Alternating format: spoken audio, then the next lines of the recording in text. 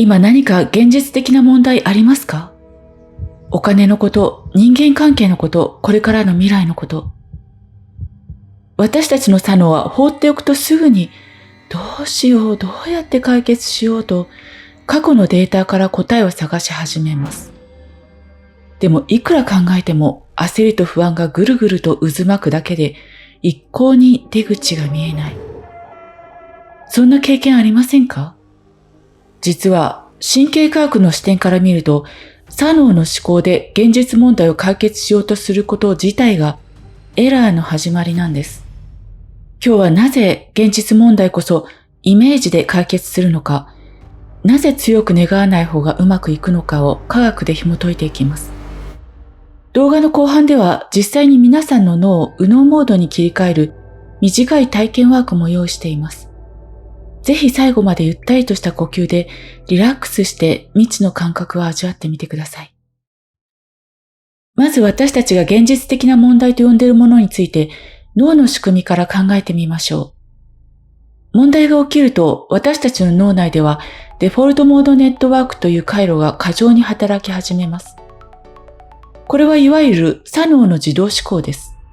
左脳は言葉を使い、時間を過去から未来へとつなぎ、リスクを計算する性質を持っています。つまり左脳にとって問題を解決するとは、過去の失敗から予測して未来の危険を回避すること。でもここに大きな罠があります。過去のデータの延長線上にはない、全く新しい奇跡的な解決策や想像を超えた理想の未来は、左脳のデータベースには存在していないんです。存在してないから左脳は解決策がないとパニックになり、不安のホルモンであるコルチゾールを分泌させます。私たちは解決したくて考えているのに、考えれば考えるほど不安という現実を脳内で強化してしまっているんです。ではどうしたらいいのでしょうか？ここでネドジュンさんの著書の一節をご紹介します。耳ではなく胸のあたりで感覚として聞いてみてください。現実的な問題の多くを左脳さんだけで解決しようとしている人が多いからです。現実的な問題こそ右脳さんや直感のイメージを頼ると解決への道筋が見えてくることがあります。また理想の自分になりたいといった願望実現のためにも右脳さんは力を与えてくれるでしょう。未来の自分のイメージを具体的に持ち、右脳さんの直感に従いながら大きな流れに乗っていけば理想の人生を歩んでいけるはずです。ただ右脳さんは言葉でのコミュニケーションが苦手です。どうすれば自分の願望を右脳さんに伝えられるのでしょうか？私は動画や音楽などを試してみましたがうまくいかず、たどり着いた結論は画像、つまり静止画や写真でした。いかがでしょうか？右脳さんは言葉でのコミュニケーションが苦手。これは神経科学的にも正しい事実です。左脳は言語野を持ち、言葉を司ります。一方で右脳は空間認知、感情、そしてイメージを処理する巨大なネットワークを持っています。私たちが、お金が足りない、どうにかしなきゃって言葉で考えているとき、その言葉は右脳には届いていません。右脳に届いているのは、その言葉に伴う焦りのエネルギーや不足の感覚だけです。右脳という無限の可能性とつながっている巨大なプロセッサーを動かすための起動機。それこそが言葉ではなく画像、イメージなのです。ネドジュンさんはご自身のパソコンの中に夢の地図というフォルダを作り、そこに自分が欲しいものや行きたい場所、こうなりたい状況の画像を入れていたそうです。そしてここからが重要なポイントです。文章の続きを読みます。そして夢の地図の画像を朝や夜に必ずさっと眺めます。じっくり眺めると左脳さんが思考で邪魔してくるので、さっとです。この時以外の時間は画像のことは忘れてしまっています。それで問題ありません。むしろその方がうまくいきます。夢の地図を作って、それを毎日眺めるだけで、私は9割以上の望みを叶いました。強く望んだり願ったりすることなしにです。なぜじっくりではなく、さっとなのでしょう。そしてなぜ強く願わない方が9割以上も叶うのでしょうか。これには脳のラスト、先ほどお話しした左脳のブロックが関係しています。脳は1秒間に膨大な情報を受け取っていますが、その大半をカットしています。そのフィルターの役割をするのがラスです。朝や夜、脳がシータ波やアルファ波というリラックスした状態、右脳優位な状態の時にさっと画像を見る。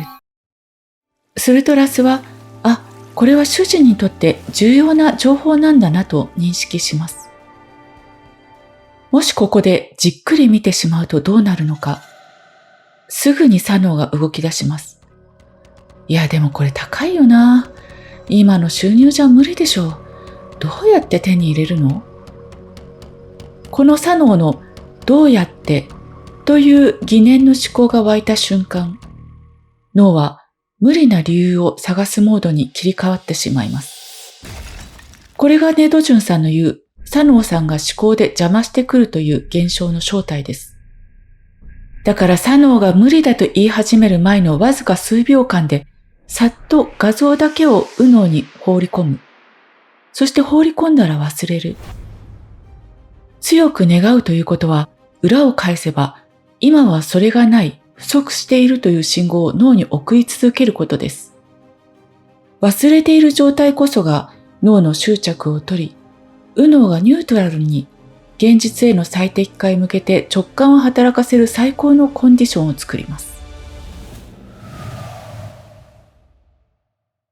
では、ここからは情報を解釈するのをやめて、一緒に感覚を体験してみましょう。少しの間、目を閉じるか、視線を下に落とします。一度口から、はーっと吐き出して、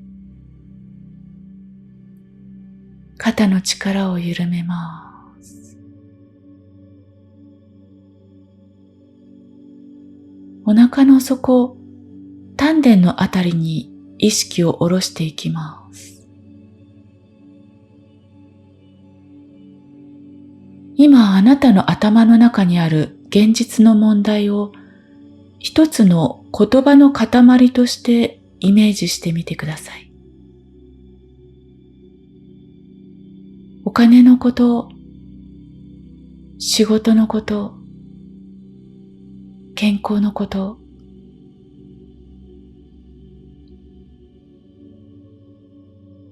その言葉の塊を頭から一旦外へ出して、目の前の空間にポツンと置いておきます。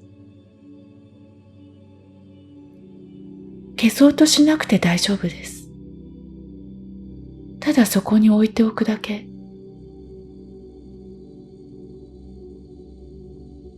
今度はあなたの胸の奥、または右脳の空間に広大な静かな海を想像してください。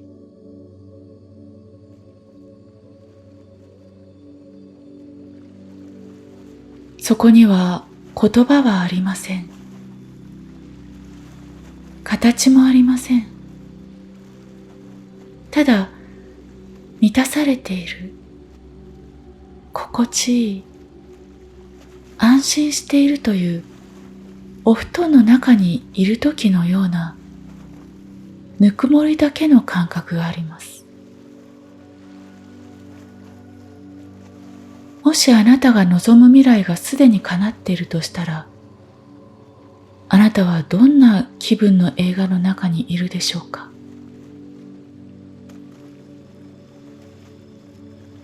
景色、色、光のキラキラした輝き、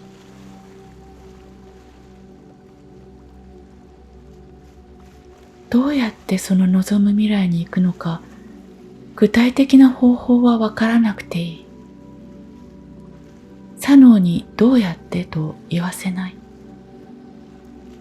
ただその心地のいいイメージの景色を、カメラのシャッターをカシャッと切るように、一瞬だけ胸の奥に映し取ります。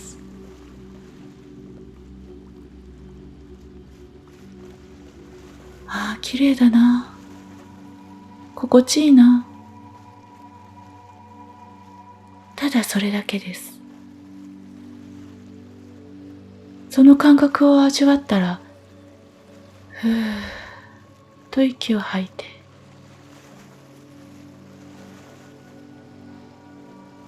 ウノは今のあなたの安心の感覚を受け取りました。あとは自動的に脳がその現実を探し始めます。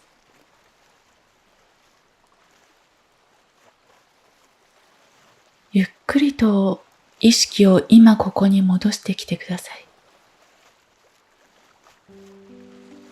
現実的な問題が起きたときこそ意識を切り替えることがポイントです。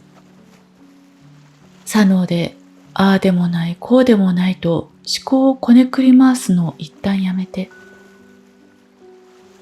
あなたの右脳が喜ぶ画像やワクワクするイメージを朝と夜にさっと見る。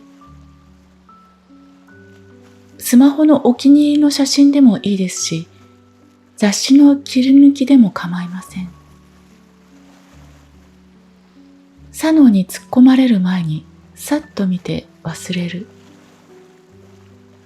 この軽やかさの中に9割以上の望みを叶える意識の変容の秘密が隠されています。今日の体験で感じたこと、あるいはリラックスできた感覚などをコメント欄でシェアしていただけると嬉しいです。あなたのシェアが他の誰かの右脳を開くきっかけになるかもしれません。ご視聴ありがとうございました。